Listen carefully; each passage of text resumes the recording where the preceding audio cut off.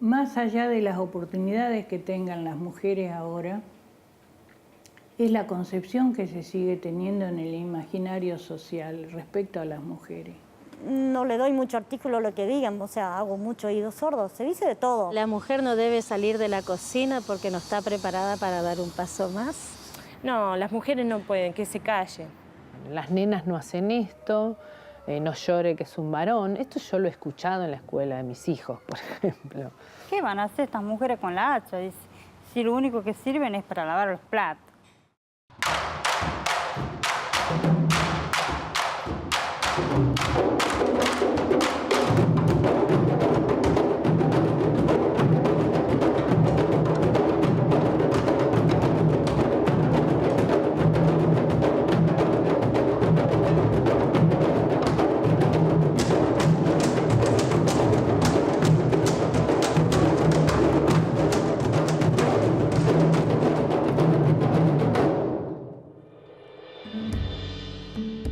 No siempre tuvimos los mismos derechos que los varones.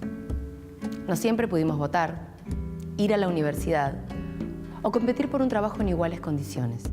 Sin embargo, muchas lucharon y lograron cambiar lo prohibido en permitido y lo permitido en ley. Es en el marco de la Constitución que el Estado incorpora leyes que reglamentan nuestros derechos. Hay mujeres que los conquistaron, otras que trabajan para legislarlos y muchas que pelean cada día para que se cumplan.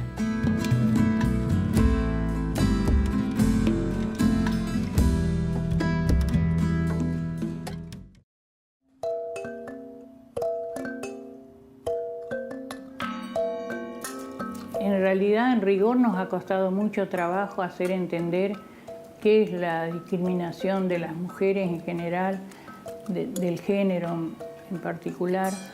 Eso ha costado y sigue costando todavía porque no se ve la discriminación. Si las mujeres podemos hacer todo, te dicen ahora, ¿qué es lo que les falta?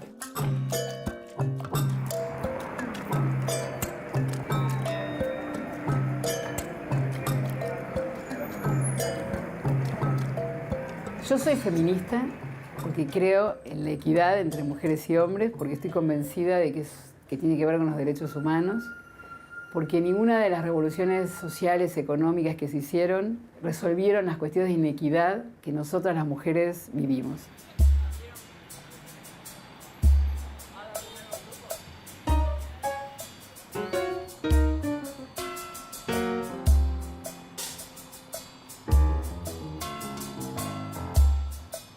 El patriarcado es un sistema más antiguo que el capitalismo y estamos atravesadas en todos lados, o sea, no en nuestras casas y en la calle, en nuestros trabajos. El género es una construcción sociocultural y por lo tanto es artificial.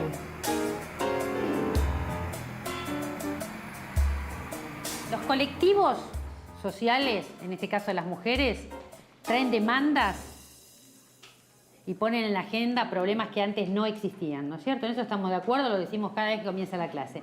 Con la cuestión de los derechos, ¿cómo es que los derechos de las mujeres se transforman en derechos humanos?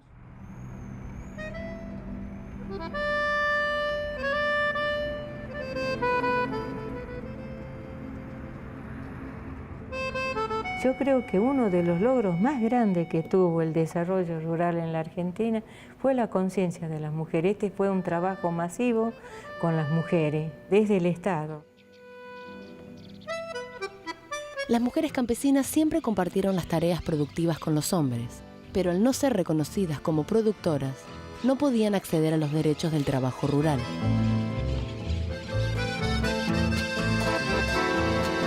Se habla de los productores, de los agricultores familiares. O sea que estamos negando con el lenguaje a la otra mitad de la población.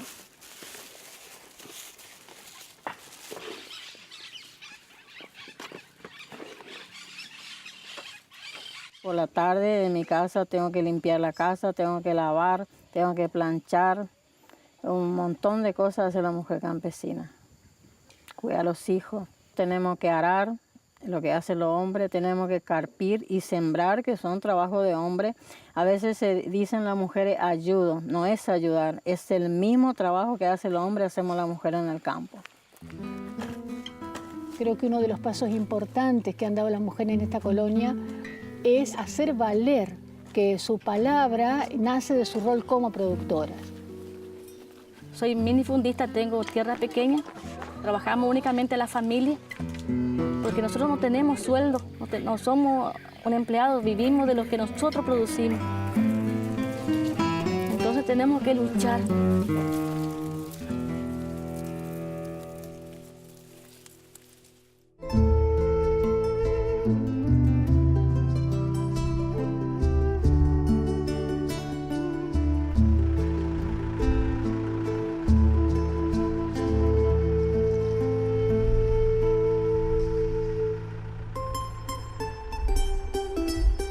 Mujeres que se organizan y que necesitan tener las mismas oportunidades que los varones.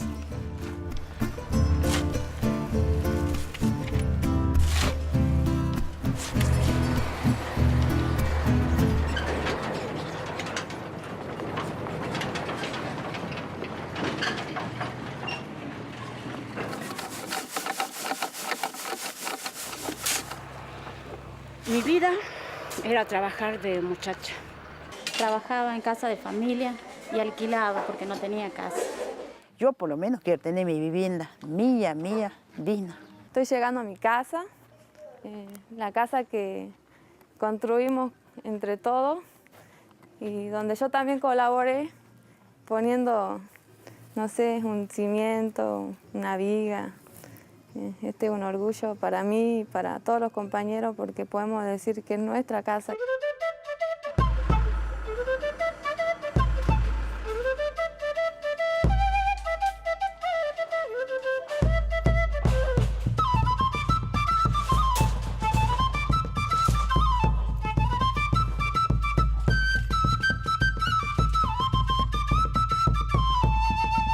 Ya no es lo mismo que antes, que decían que las mujeres no podían alcanzar la meta de saber lo mismo que el hombre. Por ejemplo, en este sentido, la albañilería, yo les puedo decir que sí se puede, así sea de la edad que sea, así tenga 20 años, 18 años, 50 años, sí se puede aprender y trabajar.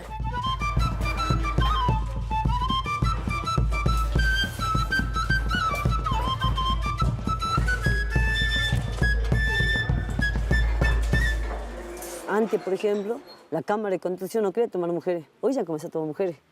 ¿Sí? Antes sabían estudiar para maestros mayores de obra los hombres. Hoy también están estudiando mujeres. Y ya tenemos compañeras que están recibidas. Y eso es revolucionario.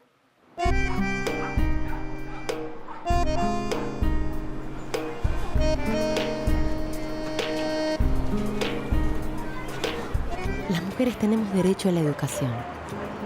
Una herramienta para recuperar autonomía y abrir nuevos horizontes.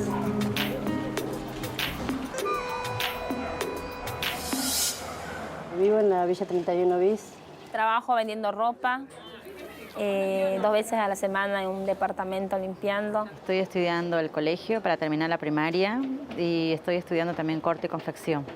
Las mujeres del barrio han sufrido históricamente así, mucho. Una opresión de parte del hombre, abandono, solas con sus hijos. Nuestras alumnas no fueron a la escuela cuando eran niñas. Lectura, las cuentas, lo aprendieron en la vida. Entonces, con ellos no podemos movernos como en una escuela primaria. Nosotros tenemos que hacer otro proceso.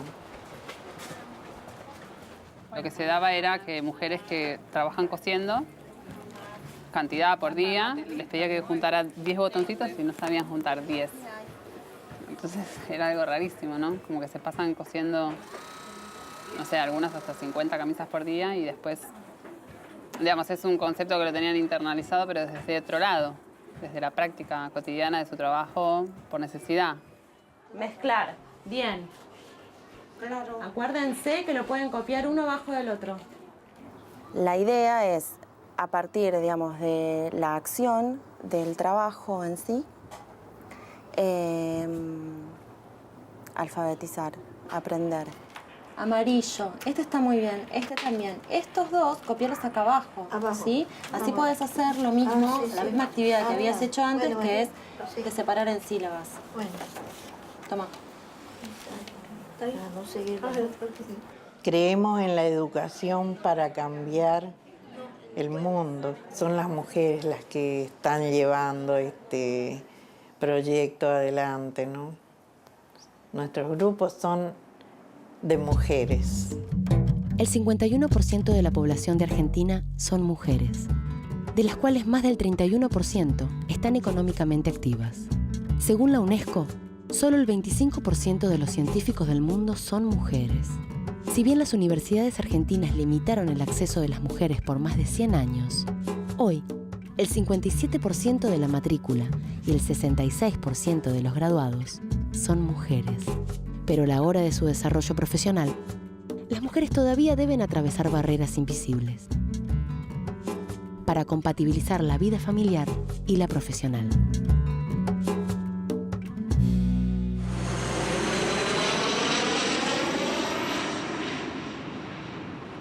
¿Queremos ser tratadas distintas o no? ¿Queremos excepciones o queremos que se nos considere igual que los investigadores hombres, que se ignore cuál es el género de la persona que está avanzando en la carrera? A pesar de que nos quisieron hacer creer que es algo objetivo, imparcial, la ciencia es una construcción cultural, social, económica, y que entonces en esa construcción hay una mirada sexista, discriminatoria hacia las mujeres, que reproduce ni más ni menos que las situaciones de inequidad, de correlación de poder que se vive en la sociedad toda. No es que la ciencia está al margen de esto.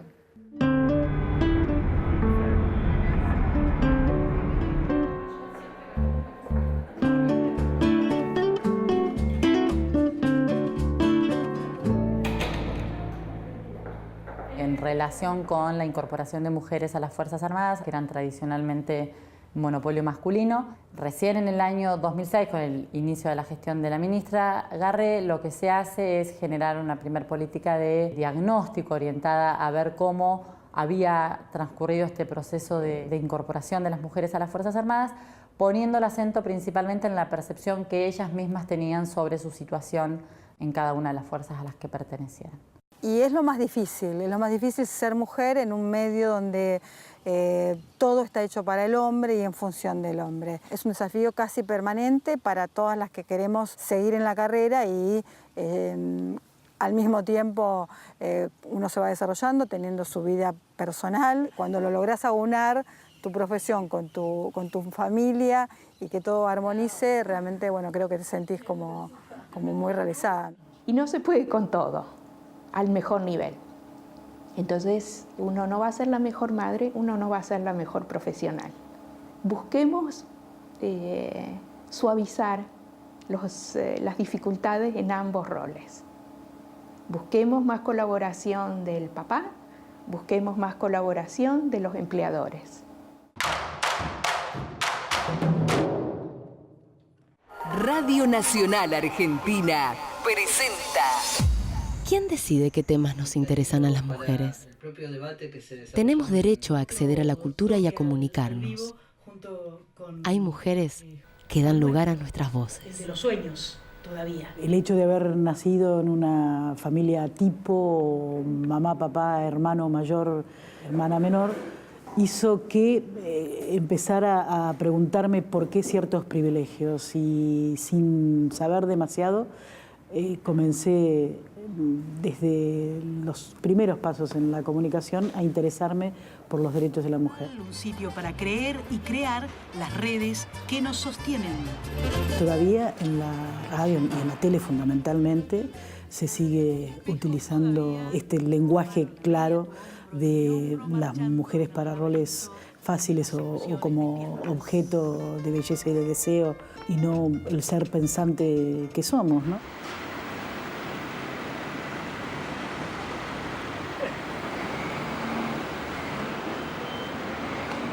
siempre en los espacios de trabajo y demás, uno se daba cuenta que el número era, siempre predominaban los hombres. Hoy no, hoy tenemos un equipo acá en el INCA de trabajo de mujeres. La presidenta es mujer, la vicepresidenta es mujer. ¿Cuál es el sentido de reconstruir ese espacio colectivo, del cine, social? Eso tiene una impronta política y dentro de eso una forma que tiene que ver con que sean mujeres las que están a cargo, ¿no?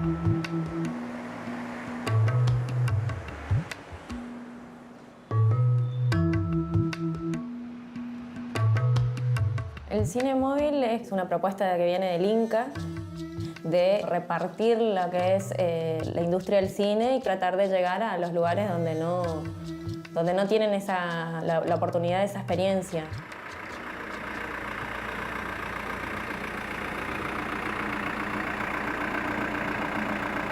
La gente que no tiene acceso ni a sala ni a ningún otro medio en donde ver películas están también aislados de muchas otras cosas. Entonces aquella pantalla es la conexión con el mundo, la conexión emotiva con el mundo. Y eso produce el cine visto en pantalla grande y compartido con otra gente. Perdón, señora, ¿no va a venir usted a tratarse?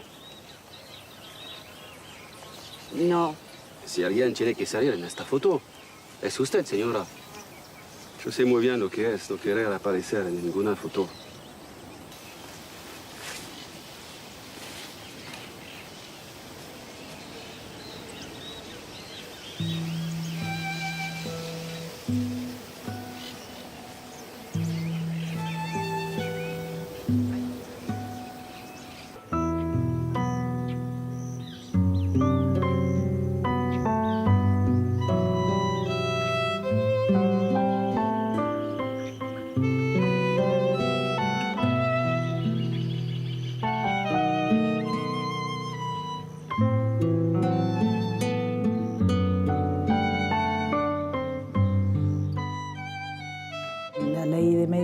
Es una posibilidad que da a que se abra mucho más el juego y en ese abrirse el juego intervengan muchas más voces y que ya nadie se sienta representante de aquellos que no tienen voz, sino que todas y todos la tengan.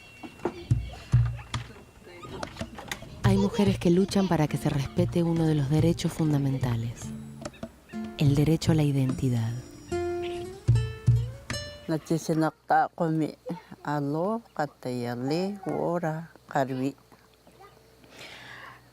Dice en la remera, la frase es, la mujer y el varón tienen el mismo derecho. 2003 fue que empezamos con este proyecto de las Madres Cuidadoras de la Cultura COM. El primer momento fue que entre nosotras, entre nuestras experiencias con las abuelas de la zona, entonces ahí fue que comenzó, empezando con los recuerdos de nuestras abuelas. Para después volcar hacia afuera, digamos, hacia la educación bilingüe intercultural, ofreciendo o colaborando con nuestros materiales didácticos para que sea útil en las escuelas, revalorizando nuestra cultura toda.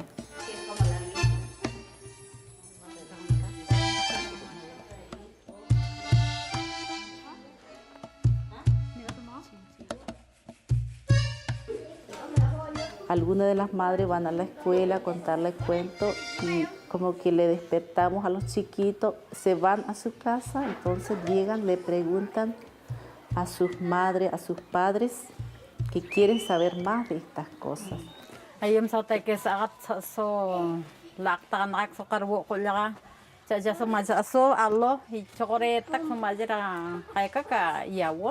Lo que estamos haciendo en este momento ayudaría a otras etnias a organizarse más las mujeres, a pelear por sus derechos, porque sabemos de que nosotras tenemos nuestros derechos, pero muchas veces lo que nos falta es conocer. Las situaciones cotidianas de violencia hacia las mujeres limitan el disfrute de una vida plena. El derecho que tenemos a vivir libres de violencia en Argentina hoy es ley. Hace 20 años no se hablaba de violencia de género, de abuso sexual, eran temas tabúes. Hoy lo vemos con orgullo, yo creo que hemos sido parte de este cambio. Es una ley histórica. Lo que hace es cumplir el compromiso nacional e internacional del Estado respecto de la sociedad y en el contexto internacional. Tipifica los distintos tipos de violencia. Te habla de violencia mediática, institucional, obstétrica, doméstica, económica, laboral, y creo que no me olvido ninguno. El tipo de violencia que más se da, que no se da generalmente sola, una violencia generalmente se acompaña de alguna otra, económica más psicológica o psicológica más física, la que más se da es la psicológica. Las mayores consultas, yo te diría un 80%, son de mujeres. Ingresar en el dormitorio, en la sala, en la cocina de una casa, eran temas donde la justicia en un principio no ingresaba. La perspectiva de género permite a los jueces y las juezas entrar en esos lugares también, porque muchas veces en esos lugares considerados privados también se cometen violaciones a los derechos de las mujeres, de los niños. Y no se trata aquí de feminizar la justicia, sino de hacerla más humana.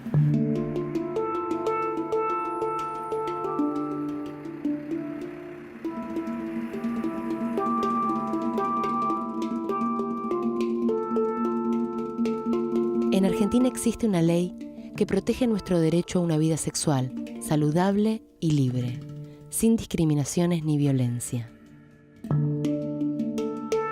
¿Qué le pasa a las mujeres en toda nuestra Latinoamérica? Hay un común denominador. Hay una inequidad en el tratamiento de temas de mujeres, desde la mortalidad materna a mortalidad de mujeres en edad reproductiva o fundamentalmente el tema de violencia, tienen que ver con esta forma diferenciada de trato entre mujeres y varones. La Ley Nacional de Salud Sexual y de Procreación Responsable lo que garantiza es que todas las mujeres tengan derecho a tener información, y al crear el programa de atención también se garantiza el acceso a métodos anticonceptivos, que son de acceso libre y gratuito. La verdad es que muchas veces implementar un modelo de anticoncepción salva vidas.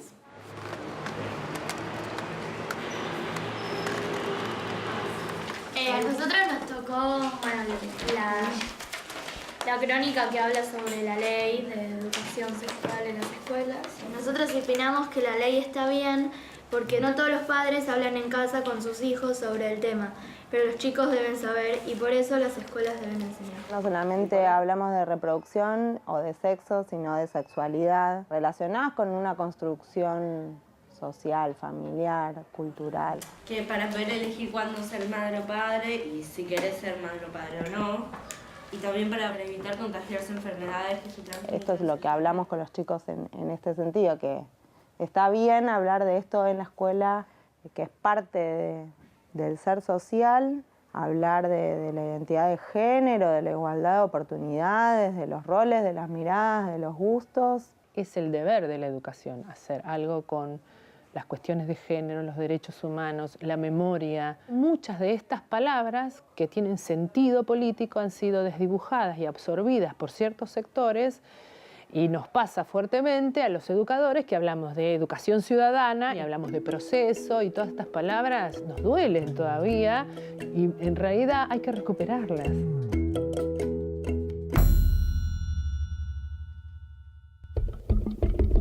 Si hubo una mujer en nuestra historia que sintetizó las luchas de muchas otras, fue Eva Duarte.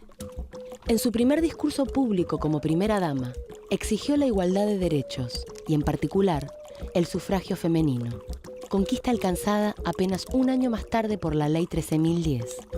Dispuso que se hiciera un censo nacional femenino, que llegó a las zonas más remotas del país. Fue una pieza clave para que las mujeres recibieran capacitación y accedieran a un oficio. Las unidades básicas ofrecían cursos de dactilografía, taquigrafía, corte y confección y tejidos.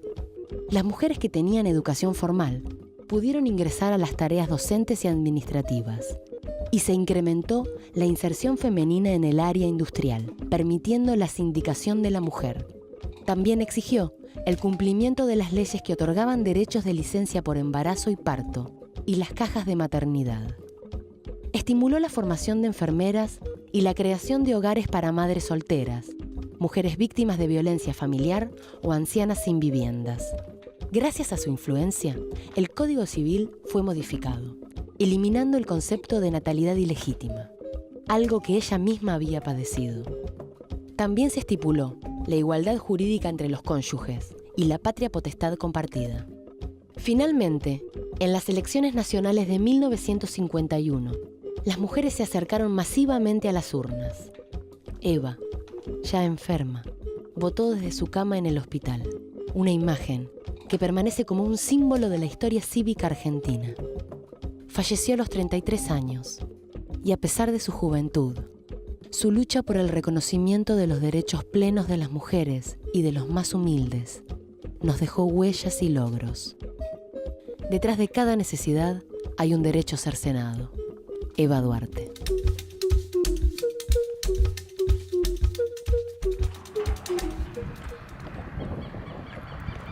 Y este es el sueño real de Evita.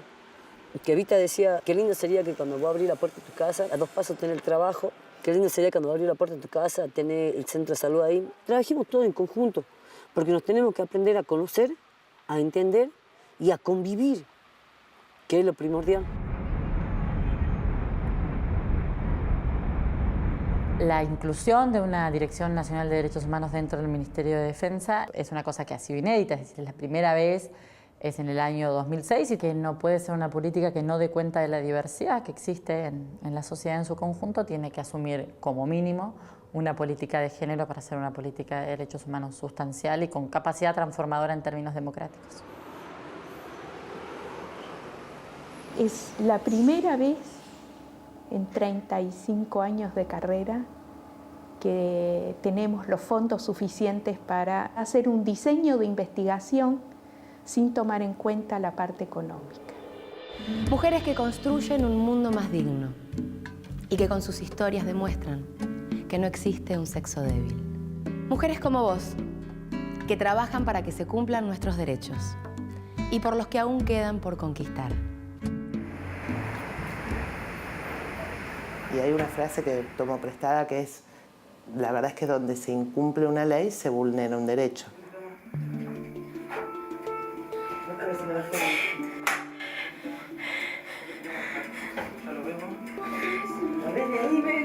Dale, que está bárbaro. Vamos, que quieren hacer este nombre.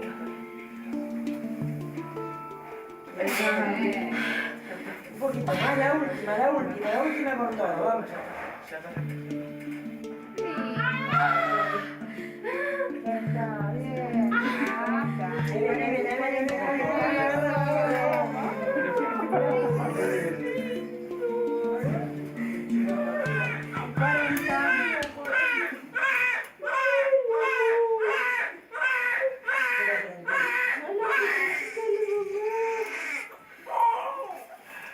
Gracias a todos, la verdad.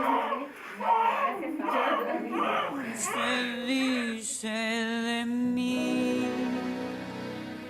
se dice que soy fiera, que camino a lo malevo, que soy chueca y que me muevo con un aire compadrón, que parezco Leguizamo. Mi nariz es puntiaguda, la figura no me ayuda y mi boca es un buzón. Yo sé que hay muchos que desprecian comprar, quieren, suspiran y se mueren cuando piensan en mi amor. Y más de uno se derrite si suspiro y se queda si lo miro resoplando como un forro. Si fea soy, pongámosle que de eso aún no me enteré. En el amor yo solo sé que a más de un gil dejé de a pie. Podrán decir, podrán hablar y murmurar y rebuznar, mas la fealdad que Dios me dio, mucha mujer me la envidió y no dirán que me engrupí porque modesta siempre fui. Yo soy así,